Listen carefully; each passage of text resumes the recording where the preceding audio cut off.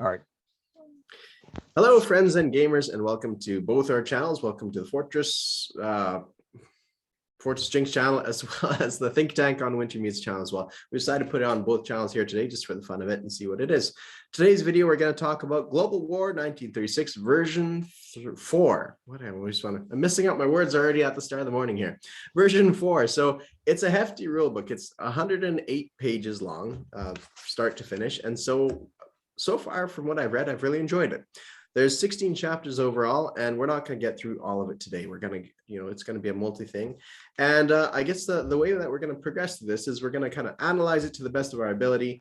And of course, since we're not as familiar with it as we want to, and we can also be confusing version 3 stuff with this here, so we're not going to be as accurate as we possibly would like. And I'd also like to say too that we're not keeping up with Discord channel or anything like that that has other information sources as well, so some of what you say might be wrong. The thing of it is it's too time consuming to absorb all sorts of information, so we're just going off of what it is here. If it's changed since then that's a different story to be had, but for right now we're just going to go off the rule book. Wintermute, welcome. So one thing I want to say, well, there's a couple points I want to make. First one is, I believe this rule book is going to end up being thicker than the last one, but I think I can already tell that it's going to be more clear. Yeah. Because the wording alone is more clear and leaves a lot less room for interpretation. That's right, yeah. Which you don't want. You don't want people interpreting rules. You want them to understand the rules and how they're supposed to work. So already this is leaps and bounds, I think, going to be more clearly defined from the gate, right out of the gate, than version 3 was. And I also, now I am on Discord as well.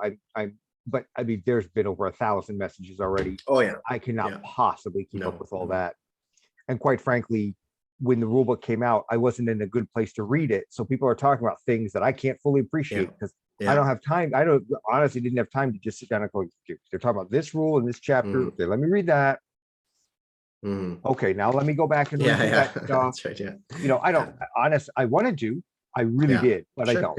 And so you're right. We're probably going to make some points for sure about things that have already been kind of addressed, and I understand, and I've already seen the chief designer has been on there and said, you're right, that needs to be clarified, we'll take care of that. Or yep, that was this way, and yeah, I need to clarify that this, and so that's great that all this is getting taken care of before the book gets officially released. Also, for people who aren't on Discord, this is a venue to kind of discuss things. Not everybody wants to or cares about Discord. There's multiple venues of information to discuss this, and this is just just one of many. I know the most active one right now is the Discord channel, but again, not everybody has access to Discord. Not everybody wants to have access to Discord. Yeah, and that one is difficult too, because you can't. It's a stream of consciousness flow in some senses, like people's misunderstandings go on there, and so it kind of bogs some stuff down, and so it's like you can't. It's not like it's clean and efficient where you can just simply look at it and get what it's all said. Sometimes you have to wade through 2 pages of people's comments as they kind of sort something out before you get to some nugget of worthwhile information and such, which is that's just the way things go, right? So yeah. And I've been in that situation where I've been the one who's confused in what I was saying, and then I was confused by what other people were saying, and it took us half hour of back and forth because okay, I think I see the problem. Yeah. That's right. But we couldn't. You can't jump in at this point and distill a lot of that information out and kind of go, oh, okay, well, this is the takeaway. You got to sit through all that stuff. Yeah, for sure. So that's where we're at. So we're going to go through the rules now. Have grace with us, viewers. We might get stuff wrong. We might be confused. We just, prior to starting this video, we had a discussion where we realized that. Anyways, we were discussing some things in version 3 that we both were on the same page with. one point I do want to make, though, is we don't have the whole picture when it comes to version 4 yet.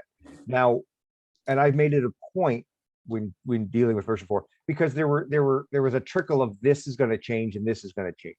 And I saw a lot of people make a lot of comments. Oh, well, that will mean this in this theater, and that will mean this over here in this conflict. It's like, well, you might be right, but you're also maybe jumping the gun in that we don't have the whole picture. Because one rules change over here can have kind of a cascading effect into other aspects. I deliberately made it a point not to comment on certain things until I didn't want to, until I had the whole rule book in my hands.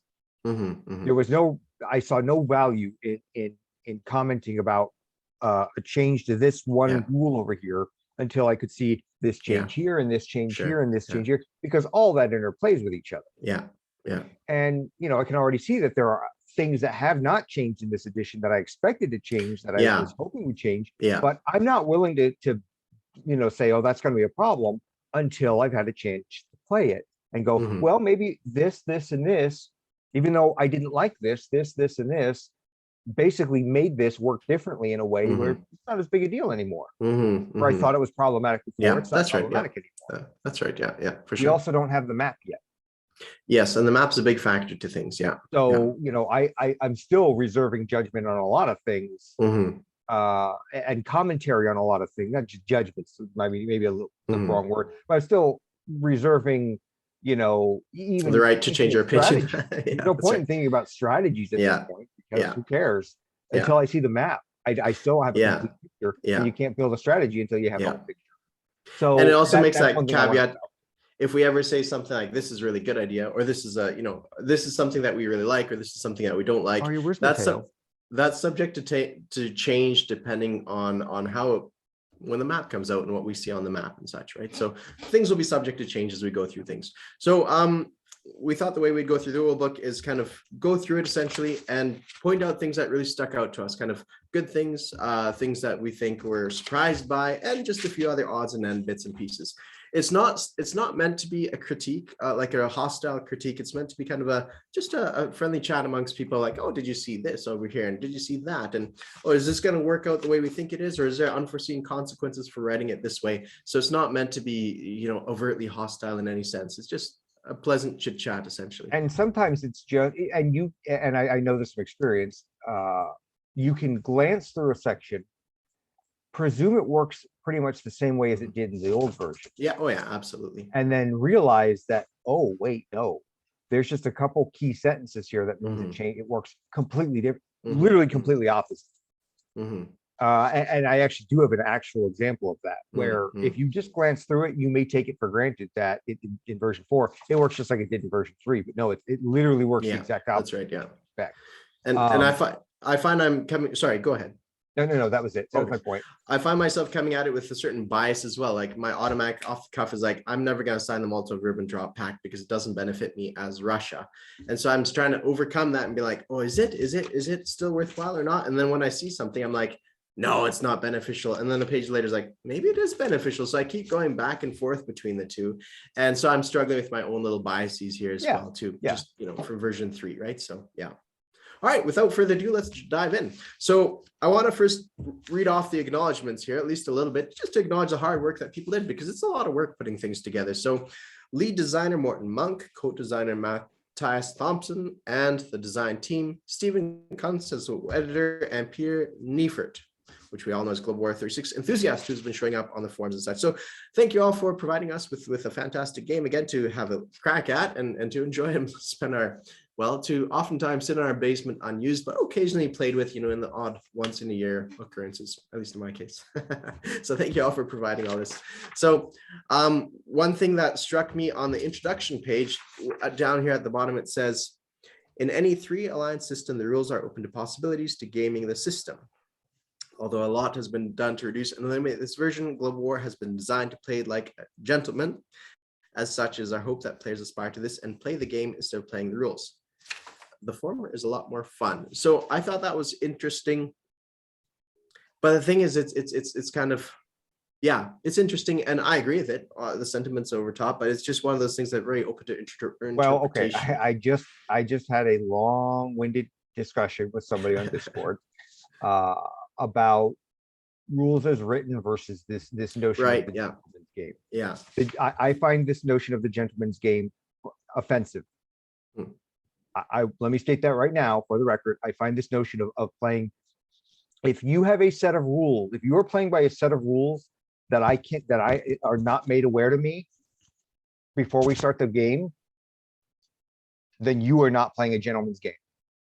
And unfortunately, that's what people want when they bring this topic up. Now, I'm only going to touch on. I'm going to end this real quick so we can move on.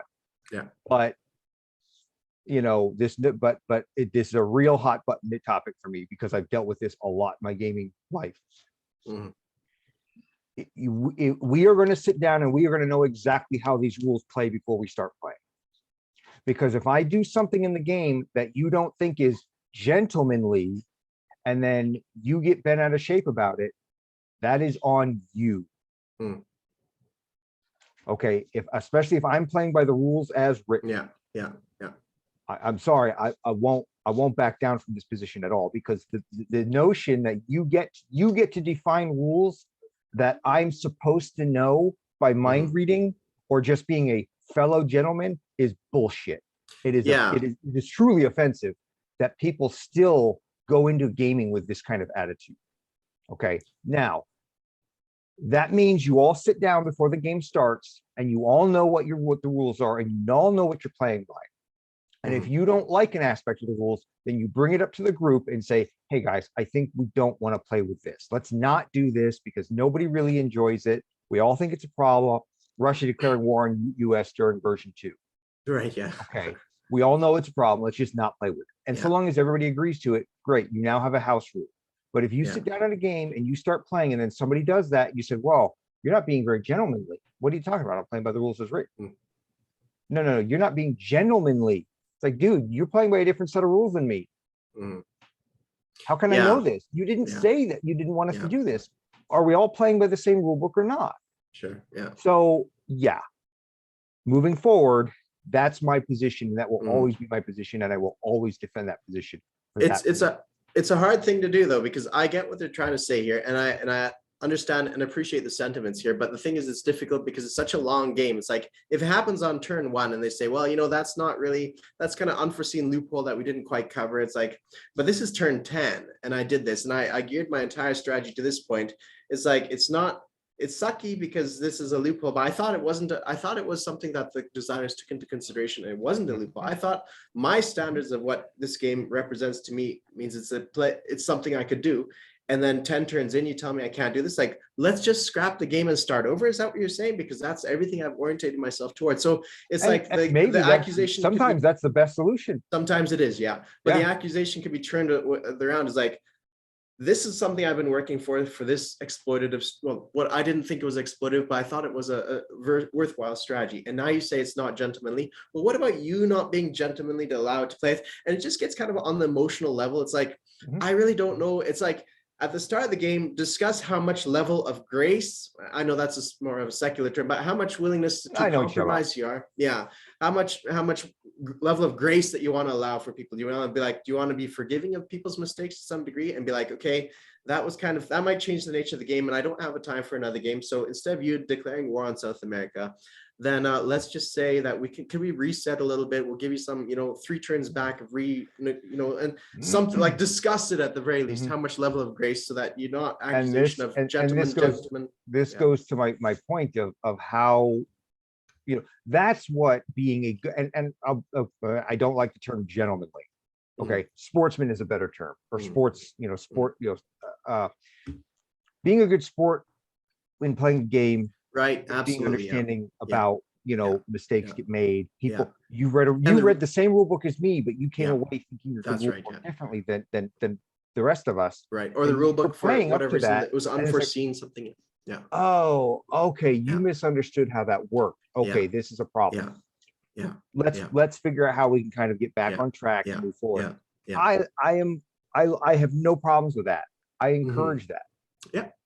But we're all still playing by the same rule book, but we're allowing for mistakes and misunderstanding. Yeah, that's right. And we're giving each other grace. And I mean, I've absolutely said, are you sure you want to leave that area like that? I mean, okay. Yeah, that's I right. haven't Yeah. started my turn yet. Before I go any further, are you Yeah. sure you want to leave that Yeah, city that exactly. Yeah. undefended? Yeah. Yeah. That's Yeah. and sometimes people go, Yeah. oh, you know what? Now that I think about it, it's Yeah. okay, great. I'm perfectly comfortable doing Yeah. that. Yeah. On the same Yeah. token, they may go, no, it's a calculated risk on my part. Oh, not a For problem. sure. Yeah. And So I think that's that's being a good sportsman. yeah. Being a bad sportsman is bad mouthing somebody because they played by the rules. Yeah. Yeah. Yeah. Sure. That's bad sportsmanship. And what I would say is like what they intend by this is just to communicate amongst each other, just communicate, be a good sportsman and be like, just have a friendly game, be like, oh, it looks like Germany might be gearing up to attack South America. Like that's not something that, I know the rules say that, but we should probably not do that because that will screw up. Like communicate, maybe not to that level, maybe that's a poor example, but just, be willing to not hold all your cards to your chest and be like, oh, he's making some sort of mistake. I'll catch him like just before he does it. And especially now he's if you're playing with a group of people you don't know. Yeah. There are people that I've gamed with where we all do this. We all like, Yeah. Okay. Yeah. You don't let anything go. You don't let anything go. That's right. Yeah. But that's how I know this group. I know that's how we do it. Sure. As soon as a new person comes in, that's okay, right. we're gonna be a little more lax about that. That's right. Yeah. And once they're up to par with the expectations of the group, then they'll go, I got you guys. I see how this works. All right. And maybe that's not their play style and they're not comfortable with it. Maybe we're not the best group for them. That's okay too. Sure. Yeah, absolutely. Yeah. Being a good sport though, I think you hit the nail on the head it is going into a game and assuming your opponent knows the rules as well as you do and knows the things that are unpopular as well as you do, and then beating them up if they step out of line with what you think they should be doing, as opposed to simply saying, oh, hey, we didn't talk about this, but it looks like you're moving in this direction. Maybe we should address it now before we get. That's being a good sportsman, rather than just sitting there and this guy's an a-hole. He did that. Yeah. He's one of those people. We're not going to invite him back. Yeah. I'm not playing with him anymore. No, we're done. That's being a bad sport. Yeah, for sure. Right there. Yeah. So, one last point. I don't want to bog us down, but one last point is like, if you're playing by the rules, but you also want to play by the historical reenactment kind of thing. So it's like, what level of historic reenactment do you want? Do you want kind of somewhat alternative history stuff or not? And then, just talk about it, right? Talk about what kind of game. Talk about it. Figure it out. But yeah, nothing bad there, right? It's all the spirit behind that. I understand the sentiment. Okay, moving on. The spirit behind it is absolutely legitimate. Yeah. I think the execution of it, though, a lot of people get wrong. Yeah, it could be. Yeah. Okay, moving on. So we don't want to get bogged too much down. One thing I note on the second page there is that they're going to have maps marked with the South African Union. That's kind of cool. I thought that was kind of a neat little addition just on the second page there. I don't have page numbers on mine in the glossary there. I thought that was kind of neat to have. It opens up to more expansions and such, right? What were you saying? So under the British Commonwealth, it says that the map's going to be marked with the South African Union, which I thought was kind of okay. cool. They're actually going to have all zones in the map marked with. Oh yeah. That's kind of neat. Opens it up to expansions. I believe from reading this and some of what else I've heard, it sounds like Manchukuo is going to have its own roundels as well. That's cool. That's really cool. I like that for historical accuracy. And absolutely. And the thing with that is it's kind of nice if they just do it like that, and they say, okay, like all of Manchukuo is going to just be under it's fully under Japanese control, but in the future. You can, easily transition into an expansion. That's right. Yeah. A lot of that stuff is already done. If you don't like having the Manchukuo roundels on the map, what you do is you just place the Japanese roundels over them, so it's all Japanese. And you don't have to worry about it. It's not that big of a deal. Yeah. Well, another idea. You like it that way.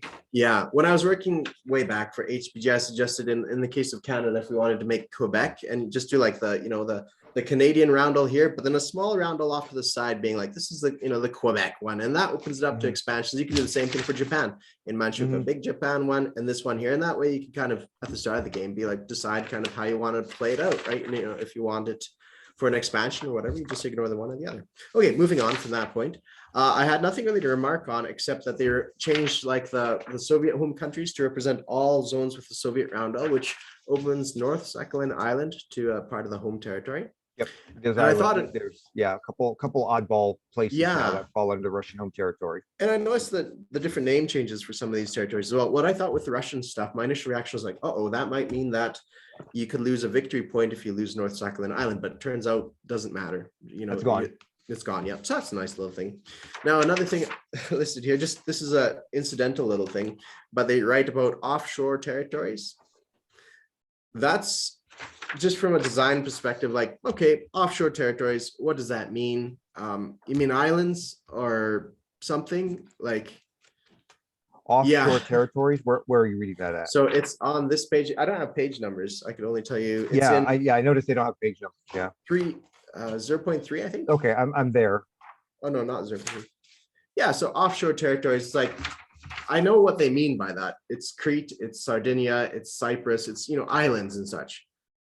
It's just a little stumble over the word there. It's like offshore territories, off what shore, off, you know, like technically Britain is offshore.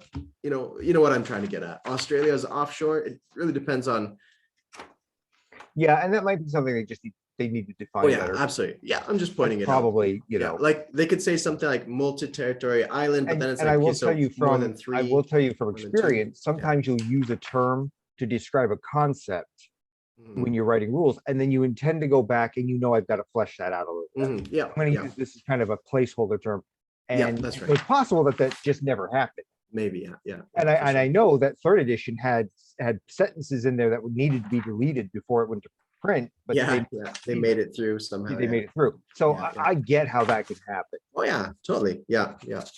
I have nothing really to comment all the way till the very end where it mentions under movement bonuses or bonuses and die roll modifiers, way at the end where it says each player subject to the highest negative attack or defense penalty, except for modifiers for Germany, Operation Barbarossa, and surprise attack by Japan.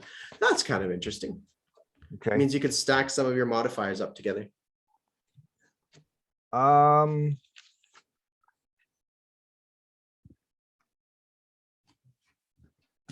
Yeah, but they still only claim the highest positive attack or defense bonus. They said exceptions, modifiers of those two instances, Operation Barbarossa and Japan's surprise attack. Right. Yeah. It still works exactly like it did, except for those two. Except in those. Yeah. So just a minor note. Now, I do hope that they will clarify what isn't, because I kept getting into this like with airborne. Airborne gets a +1 to its attack that first round. Now, most people have interpreted that is a direct bonus to its stat and not a modifier from terrain, or another type of modifier. Therefore, it will get that, and then it will be modified. But other people have interpreted it that it's still a bonus. That's a fair point, because say advanced submarines get a convoy rating modifier of +4, but they also have a mechanic for Wolfpack that it's like for, if you have more than one sub, it's +1. Those have always traditionally stacked. They've traditionally stacked, Those have always traditionally stacked. Yeah. We're talking about standard combat. Yeah, combat, Right. But it says bonuses and dice roll modifiers. So technically a person could interpret that and say it is a dice roll. So, I do think it explicitly has stated though that all the modifiers on the rating chart will stack. Okay, fair enough. So you always stack radar, you stack fair enough, the number of shit. So you're right. Somebody could, if you haven't read that particular section, it could be, and again, this goes, there's a whole other discussion there, but it's mostly just my interpretation of it, because it's like negative attack or defense penalty is like, well, it's not an attack against a convoy line, it's a raid against a convoy line. It's like, okay, that makes more sense. And I think this is a problem that people who are brand new to the game are more likely to have than people who have been there, because people who've been there will say, well, okay, yes, but we're talking about standard combat versus convoy raiding combat. And I believe the wording is in there to distinguish the two. It's just can be a little, you got to kind of search for it a little bit. But on the other hand, maybe to make the game more accessible, this is something they need to reconsider in kind of blanket statements. Make sure your blanket statements are a little bit more either narrowed, or so that they cannot, or that they're less likely to be interpreted as, okay, well, it applies to everything that's related to combat. Well, it's not necessarily true. So I'm reading a book by one of the designers or editors of Axis and Allies, and he was saying that they shortened before they were like ground combat and naval combat, and they reduced it to combat sequence, and that applies to both territories. So sometimes it needs to be streamlined in that sense to shorten everything. Instead of naval, air, or land, you just combat sequence, and that resolves it and shortens your rule book by a little bit too. So in this circumstance, attack and defense penalty, the fact that they mentioned later on with anti-submarine warfare, the defender gets a +2 for defense of the convoy line. It starts to blur the lines between what they mean by attacker and defender, right? Yeah, So yeah, anyways, it can. Yeah, doesn't matter. one thing that was different is on to chapter 1. No, hold on.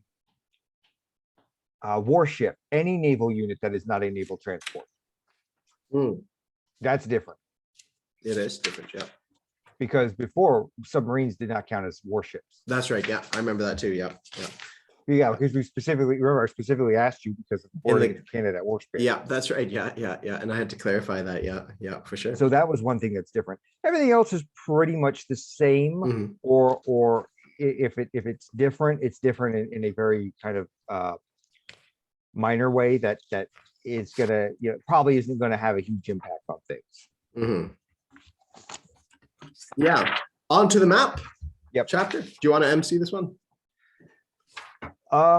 Okay, I don't think I had a whole lot to say about this one. There's not much. If we don't have the map, then it's hard to. Yeah, and that's part of the issue. Now I do know that the sea zones are going to be numbered differently. They do say that they're Which going is to really have, cool. I like which that. is good because I know there was a lot of discussion about what constitutes the Indian. Where does the Indian Ocean begin, and where does the Pacific That's Ocean right. begin? Yeah, that's right. Yeah. Begin and end. So it also helps when you're setting up, so it's not like where's 3 and you're looking all over the board for 3. Yeah. That's right. Yeah. Okay, So here it is. Okay. A3 is like, A. All right, Atlantic. All right. Well, at least yeah, I've got. So that's yeah, no, right, I think that's a step in the right direction. A very, a quality. It's a quality of life kind of thing. That's right. Yeah. Convoy lines are pretty standard. Railroads. It sounds like broad gauge and a white and yellow. Yeah. Now they'll be colored differently. That would be nice. That's what version 2 map had, and I find in version 3, it's like, okay, so I have the map in front of me, it's like, okay, so the narrow gauge is like the checkered things are like this, and the broad gauge is like this, right? So it's like, okay, the white spots, you have to judge by the white spots, and that's not the most pleasant, because if you look at it this angle at your table, I think this will be an improvement. Yeah, even though I haven't seen it, I think it will make more sense. Yeah, they're I think colored so. different. Yeah, absolutely, that's a good improvement. There are some changes to some of the terrain combat modifiers. Yeah. I don't really think those are worth going a lot into great detail about. Although they have changed the way the movement stuff is worded. Let's look at mountains real quick. All land units immediately end their movement upon crossing or entering mountains. Yep, perfect. Love that. Which is way more clear than what it was in the last edition. For sure. There were numerous discussions about, okay, well, I've got a movement bonus, or I've got a movement of 2. I move into the mountains using movement point number 2. I have a movement point left. I then leave the mountains to go into someplace that is not mountainous and doesn't have a mountainous border. Yeah. We've always played that. Sure, that's perfectly legal. Yeah. But I've had people argue, oh, no, that's not how it works. Their movement becomes 1. Yeah, but they started with the movement of 2. They used a movement point to get there. It then goes to the 1. They still have 1 movement point so that they can move again. So I don't see what the problem is. So long as they're not moving back into mountains or whatever the case is. This is a lot more clear. It is. Yeah. And I'll tell you, numerous games were played by the way that I don't think they intended to be played because of the way it was worded. So hopefully this will make a lot more sense. I think so. I will throw out there is there are probably a lot more questions than what are being asked right now, because some of this stuff ain't going to come up until you actually move the pieces. Sure. That's right. You actually put the pieces. That's right. Yeah. And you can only hypothetically, run this through your brain so many times before you just can't take it any further until you put the pieces on the board and have to actually physically interact with it and see the impact of the ramifications of the rules, and then a whole new slew questions and clarifications. That's right. Yeah, for sure. And that's really the point I want to get to. Personally, I want to get my hands on with. No, that's right. Just another illustrative point from what you said before about mountains and movements and such. So I found the same thing in my last YouTube war game. Is like, you have cavalry in a mountain, so they're not impacted by mountain terrain, and so they have a movement value of 2. Now they move into a desert.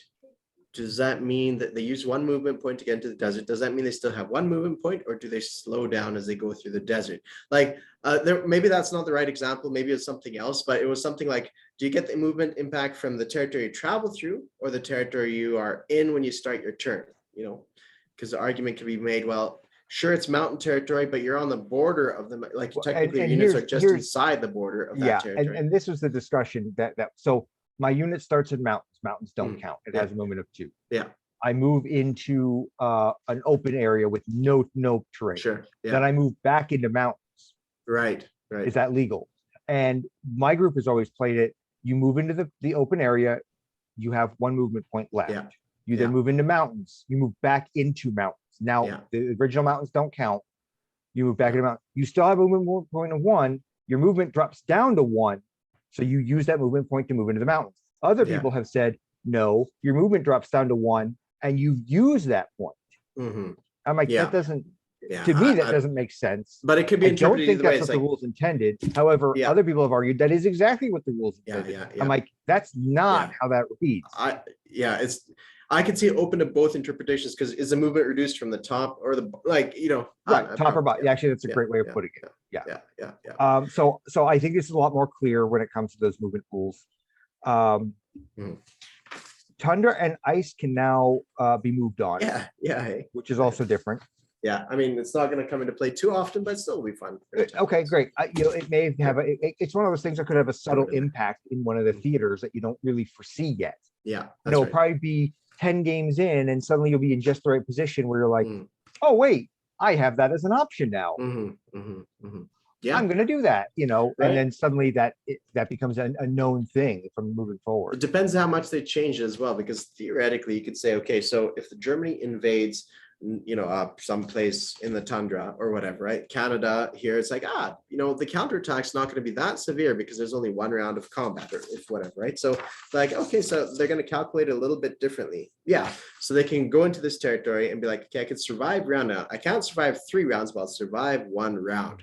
And next turn I could drop some air units onto there and help hold on to it or whatever, right? So Rivers pretty much stayed the same, I believe. Okay, cities are different. Or no, I'm sorry. Is it cities are different? No, I was thinking of fortifications. Cities, I believe, are the same. Cities are the same as far as I can gather. I was thinking of fortifications. Multiple terrains pretty much work the same. Straits and canals work the same, but somebody had said that there was a difference between aircraft may fly over a neutral nation, straits and canals. That's different. Right. So you can fly your Italian units down to Suez or through the Suez. That's neat. So that will have an impact in a lot of ways. In probably in subtle ways moving forward. Here's a weird one that might show up. Now, you don't have your map in front of you, but if you have a German aircraft unit sitting in Estonia, that means it can go through the White Sea Baltic Canal and hit way up north in Kola or whatever, right? It could jump over a lot of territories because that's a fairly long canal, right? Same thing with the St. Lawrence Seaway. You can kind of hit way deep in there if you have a unit somewhere nearby. I think I think what you're saying. But that is one thing that I won't assume it will work that way until I see the map. I get what you're saying, and if that's true, that might need to be adjusted. I mean, okay, we'll put that on we'll keep an eye on that list. Like you could theoretically almost go from Leningrad, if I'm not mistaken here and counting you wrong, all the way to Scotland by aircraft by flying up. I mean, you could always go the other way too. 1, 2, 3, 4. Well, basically, it's almost shorter going the other direction than through there. Anyways, doesn't matter. It might have some unforeseen things in the Canada and the Yeah. White Sea Canal. Yeah, it could. It could. There, and this is again. This is why I want to get my hands Yeah, on that's right. the game and play it, because some of this stuff is just hypothetical, Mhm, and it may seem fine until you play it, or it may seem mhm, problematic until you play it. You mhm, walk away. Oh, okay. mhm, mhm. Luckily, there's not any major canals anywhere except in the far north where it doesn't really matter. So it's probably never going to come up if it ever is an issue in the first place. I don't believe narrow crossings changed. I thought they did. No, they didn't. Never mind. Never mind. No, I don't think so. However, Not in a significant way. the what are they called? The Netherlands and Belgium, or what were they called? They used to be called. Oh, what were they called? They were the two special ones on the map. Oh, English Channel crossings. Something like that. Yeah. Yeah. I can't think of it. Anyway, those aren't mentioned in here at all. Oh, I see. Yes, good point. Like channel crossings. Yeah, channel crossings. That's channel crossings. That's right. Channel crossings aren't mentioned in here at all. It's probably because you could move your Marines across all crossings now. Because before it was just purely, if I remember correctly, it's purely a non-combat move, and now it's now you can move your Marines across all crossings. I'll have to double check. Yeah, to see that. But that's what I did. I didn't compare the versions, but I did notice that they weren't mentioned in here at all. It's going to be hard to play version 3 now that I've read version 4. It'll be tainted in some sense. Yeah, it'll be difficult. I mean, and I'll admit I'm not going to play version 3 until version 4 comes out. Right. I don't really have a desire to. Right. I wanted to quickly cover some stuff here too before we proceed onwards. I think we're up to Straits, because I think Straits we'll talk about a little bit. Maybe we might talk about it. So convoy lines, I wanted to quickly point out that I think it'd be really cool if they created a Norway to Hamburg convoy line with a couple bucks. There is? It's confirmed. Yeah. It's already been stated that there is another German convoy line running along Norway down into Germany. Now the details I don't know, but I do know Germany has another convoy line. Yeah.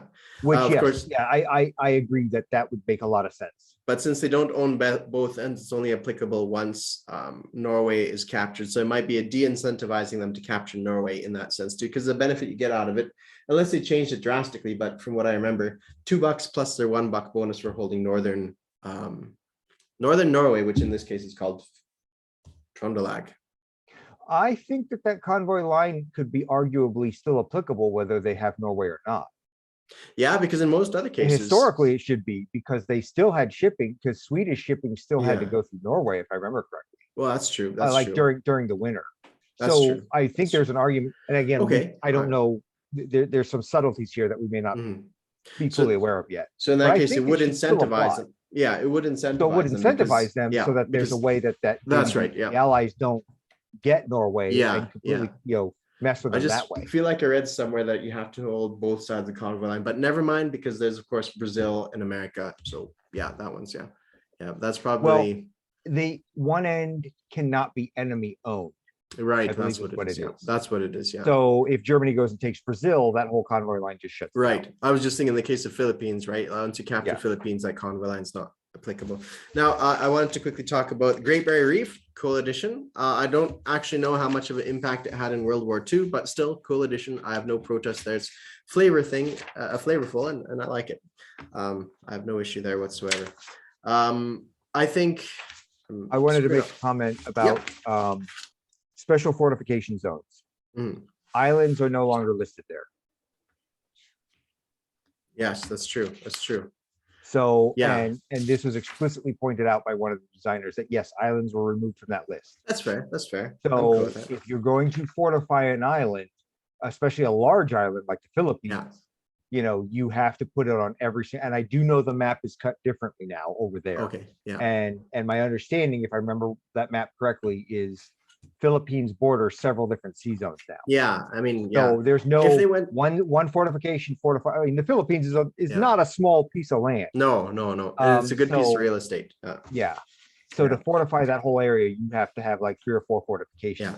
Well, if they cut that pie similar to how I cut it for what when I was designing the sea zones around there, then Philippines will border like 3, and so that'll be quite nice. You'll have a nice prime territory there.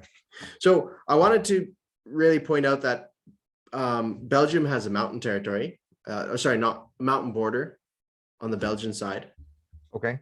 Yeah, so that's interesting Is to that represent. area that mountainous? No, it's not. It's the Ardennes forest, so it is forested and hilly. Okay, so they're kind of showing the topography, that's right. or okay. That's the thing, but it's only if attacked from the French side to Belgium, right? So it goes against my geographical instinct because I know that's part of the great European plain, which extends all the way from France all the way there. But I get it, and I support the idea. Why not, right? It seems to be pretty good. I think in regards to mountains, I think aircraft, naval bombarding, they should suffer a combat penalty as well. And I've made this case multiple times, like, in the Japanese islands, in the islands of the Pacific, the Americans have bombed these islands to bits, and then the Japanese just hide in caves, right? So I think there should be a negative modifier for all forms of combat, land, sea, and air on mountainous territory. I agree that airplanes should suffer a penalty. I mean, to this day, with modern technology, mountains are still a huge obstacle. Sure, like Afghanistan, like air units operating within that area. Sure. I do not. I really think it should be across the board. You have altitude adjustments all the time. You have different moisture levels, foggy valleys, and such. It's like, and then you have the defensive benefits of, hey, I could hide behind this rock and I won't suffer an explosion, right? As opposed to like, hey, I'm in a grassy plain and that airplane can strafe me. Like, it seems to be a something that should be applicable. And I think honestly it'd simplify things as well to be like combat rule, all units have a -1 attack value. I believe there is something that modifies shore bombardment in these rules. Okay. But I cannot find it. Right. Well, it doesn't say it in the train, so it does not. It's not going to be a train related. I don't know. I really remember reading that somewhere, but I'll have to. Well, maybe we'll call. We'll address it later. Yeah, as we. So I think same could be applicable for jungles to some extent. I mean, that might. I don't know enough about jungles to say, but my theory is let's say if in Napoleonic warfare you have a column of French troops and you shoot a cannonball in there, the cannonball just reduces its velocity as it punches through like 6 bodies as it goes through, working its way through the troops. So same with jungle, it's densely packed vegetation. Like it should be that all units, well, not all units, maybe not land units, because it is across 6-month, let's say, time span, but let's say naval bombarding as well as aircraft, it seems to be working in that situation. Yeah. Another quick suggestion. I like maps quite well. Forget it. Let's move on. So rivers, I know this is existing in version 3, but strategic rail movement for rivers, I've always liked that idea. I just wish it was more useful, maybe longer rivers or something like that, but I've never seen it done in the case of going from Bavaria all the way down to Romania. Strategic railing via river. I don't really see why you would. Well, you could save it, like if you're trying to shore up Romania and send troops there, you could use your whatever movement railway limit you have for all of Europe, and then use your rivers to rail, an extra unit all the way down there as well, unless it takes away from that capacity. It does. It still counts. Okay, so then it kind of defeats the purpose. Yeah, I've only ever seen one YouTube war where the river was used once to draw a supply path. A supply path. Okay. Yeah. Now, I'm not saying they should do away with it. I'm just saying it just doesn't come up that often. Yeah. Okay. All right. And it is. I have no problems with it being there. I'm just saying you're right. It just now again though, maybe this map is going to be different, and maybe this map will have reasons where that will just pop up more often. Probably won't be an every game thing, but okay, right, we can use the river here. Great. Yeah. Once in a while. Yeah. So I'm going to go right into chapter 2 because it's like 2 pages.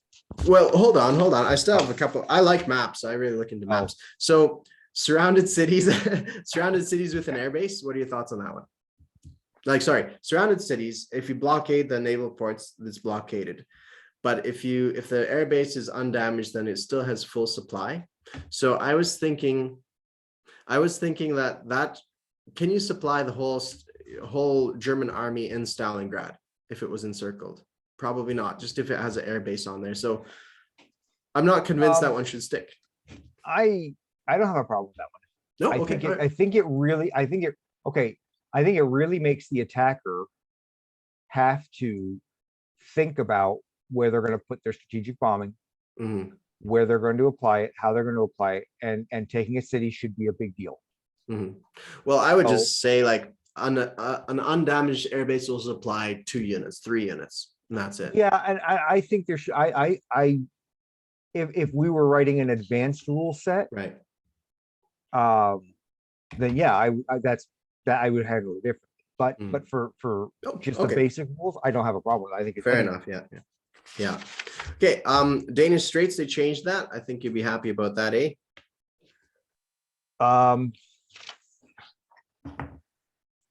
What? Sorry, they changed it so that basically the issue before was that Germany had no incentive to grab Denmark. Now, of course, there is an incentive because they get some strategic bonuses, but also at this point, maybe they have kept it the No, same. I don't think this. I don't think the basic way it works has changed. I Okay. think that other aspects of the game Right, maybe are that's why I different in circled a it, way that will Yeah. incentivize Germany to take Yeah. from the Yeah. get-go. Yeah. Yeah. Yeah. Forcing a strait. I've heard that there's going to be a couple more straits, and there might be in the Dutch East Indies as well. There, British Malaya and all this other stuff. So that Malaya might be and interesting. Sumatra, I think, will have a strait. Yeah, And that'll be actually, fun. I actually, by sheer coincidence, I like 2 months ago, I'd asked my buddy John about this, and I asked him about the historical significance of that.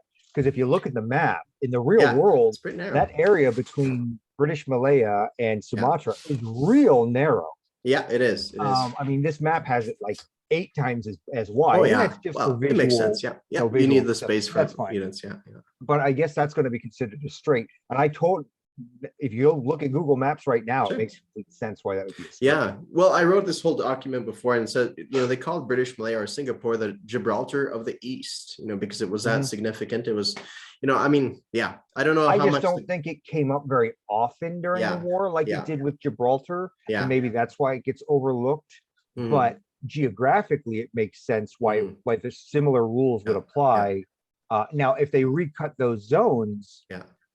it would also could have a huge impact. Sure, If now, because right now you can go either way around Sumatra, the way that the zone, because that entire sea zone surrounds Sumatra. So that straight is relevant. But if they make it so that to go around this way, Yeah, you have to spend 2 extra or to go movements. through is one Yeah. movement point. Yeah. Well, then players are going to have to make that Sure. decision. Yeah, yeah, that's right. Yeah, and that's that right. would make sense. That's why it would be reworked that way. Yeah, but that's going to be massively interesting in regards to the it's going to be hugely important for Japan to hold. It's already a special fortification zone. It's going to have a strait. You could throw coastal artillery on there, and basically your whole your whole eastern side is going to be protected. So that's really cool. I like that. I think that's it. I'm not going to bore you with anything else. Oh, thank God. Okay. Chapter 2, setting up. Okay, so this one is 2 pages. Okay. There's nothing here that I think is really even worth mentioning. I will say that 36, it says now that the game is designed for 3 to 6 players, as opposed to 3 to 8. Yeah. Version 2. Yeah. So now they're suggesting that 6 players is the cap. And I think most, and Panzer King has argued that he thinks that 6 player Sky Marshal has argued that he thinks 6 players is about just right. Sure. And I think I agree with it. Anything more than that, the game just becomes a slog for whoever has to sit on the sidelines. Yeah, yeah. The only reason they cut it to 7 and 8 before is because, I think, well, I don't know why, but basically it wasn't ideal. It's just, you can still do 8. It's just suggested that the enjoyment might drop off for some players. That's right. Yeah, that's right. Yeah. All right. Okay. How much time do we have in this video? I don't see any meter marker. I think 46 minutes we've been in so far. 45 because minutes. chapter 3 is almost deserves its own video. Yeah, fair enough. Okay. Do we want to now we're getting into a lot more meat and potato stuff. Do we want to go ahead and wrap this video up, post it, and then maybe start with chapter 3 on another day? That sounds good. Tomorrow morning. That sounds good. Excellent. I think because there's a lot to say about chapter. There is, yeah, and it's a lot of good stuff. I really like what it has to show. Yeah, excellent. Okay, so thank you. Go ahead, Aaron. No. I didn't. Am I doing the closing? Sure, do the closing. All right, we're done. All right. See you next time.